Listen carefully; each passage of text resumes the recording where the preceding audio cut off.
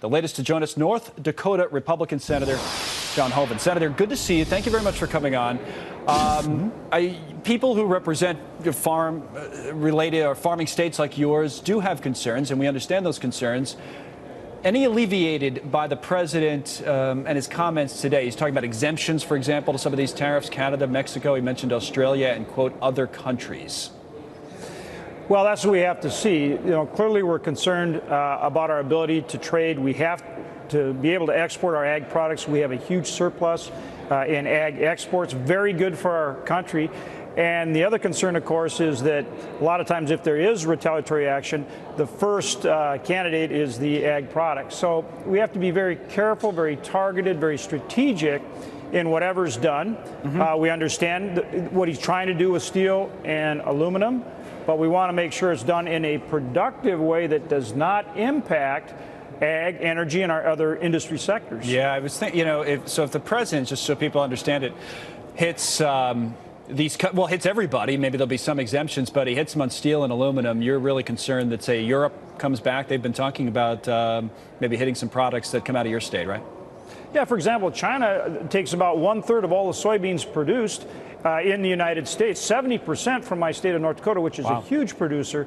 So China's a very important market. Now, at the same time, they've got to be, a fair trader. So we understand that, we have to force them to work with us on a fair basis. But that's where we have to be strategic and targeted in how we do this and work with our other countries, our fellow countries, to put the right kind of pressure on China, not do something that would cause retaliatory tariffs. Can I ask you that what should we do question then, as especially as it relates to China? Because the next thing that is supposedly coming down the pipe is some sort of action directly against China as it relates to intellectual property, which is a much bigger deal, just dollars-wise. Are you supportive of that, or?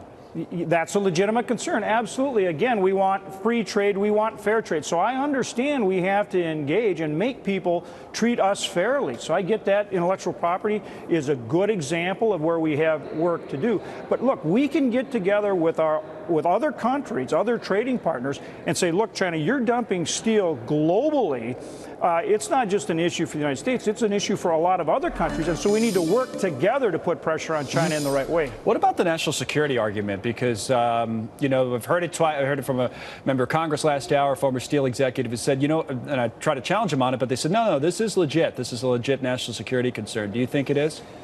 Well, I think that's kind of a tough argument in that, we produce import a very small part of our steel from China. So I think that's a tough argument. I think actually we should be looking under 201, the anti-dumping, countervailing duties, and working with the other countries, with our allies, like I described.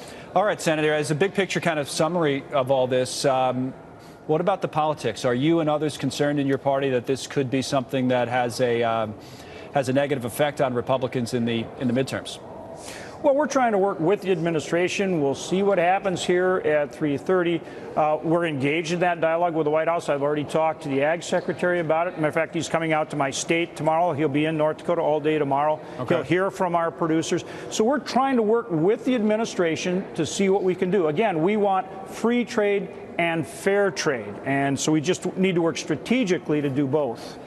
Would you support any kind of a change in the law where Congress has more power like it used to have years ago in writing some of these restrictions or talking about these tariffs? So that is part of the discussion. The discussion is both how do we work with the administration, and then is there something we should be doing legislatively as well? So you could see yourself supporting that? Well, we'll see. Again, it depends what it is. Okay. Senator, thanks. Good to see you. Thank you very much. Senator John Hoeven, North Dakota.